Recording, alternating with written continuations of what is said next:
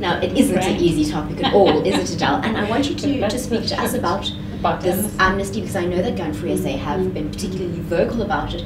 Correct me if I'm wrong, but the last time we saw big success with this type of program would have been 2005? 2011 actually was the last one. 2005 was also one, a major success one. Right. And 2005 yielded just over 100,000. That's the one I'm thinking of which 70,000 were handguns, pistols and revolvers.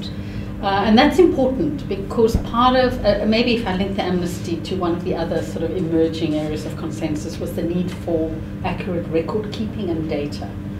So, for example, one of the reasons I say 70,000 handguns removed is we know that that's the primary weapon, it's the weapon of choice for criminals. It's easy to conceal, it's easy to use, it's quite robust, you can use it in several crimes, etc. And so removing handguns from the equation is critical, and handguns are our biggest problem. So an amnesty targeting that particular kind of weapon and who owns that weapon and where it's moving in the kind of illicit chain is important. But let's get to the amnesties. And I think this is an example of the shift. I remember a couple of weeks ago, I spoke to Advocate Welsh about the idea of an amnesty. And he was very clear around, as a legal person, that the potential to solve a crime with just someone handing in the gun with no questions asked, that raises serious issues.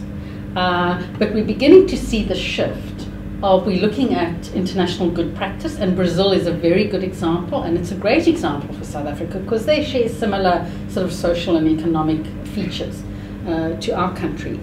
And what the research shows, and our own practice here in South Africa, is there are about 4 or 5 key elements that make for a successful amnesty. The one is no questions asked. That doesn't mean you don't identify and record the weapon, but you don't identify the individual handing in the weapon. And that then allows someone who might have committed a crime with that gun, it gives them the trust that they can hand it in without fear of prosecution. Other successful elements is that you need to do it in conjunction with other efforts. So one of the reasons the 2005 amnesty was successful is there was a special police operation called Operation Sethunya, which was like specialized intelligence gathering and removing of weapons from crime scenes. But there was also the introduction of the renewal period of the Firearms Control Act.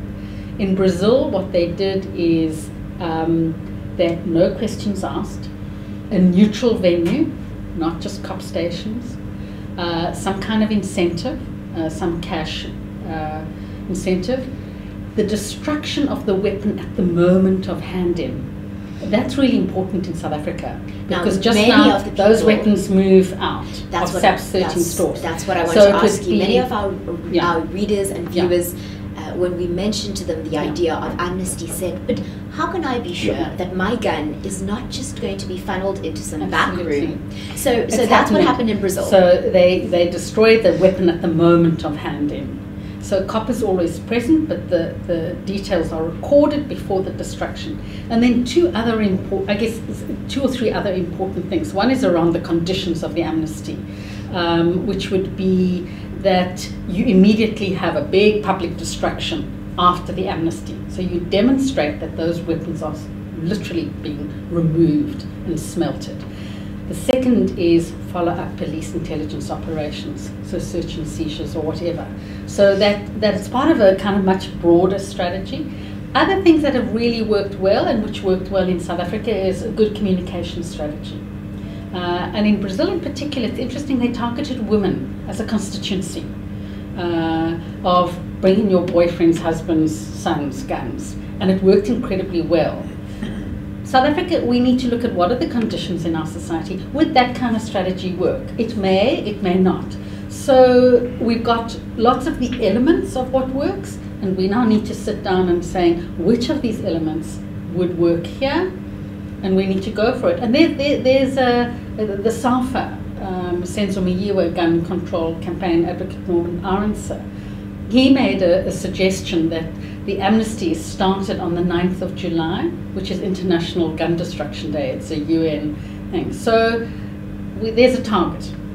We can spend the next 2 to 3 months working out the conditions, the timing, etc., there's a great target to work towards. And I hope we can do it. I think we can, and I think there's enough political will, and I think there's enough sort of broad consensus with all role players that this is something that has an impact.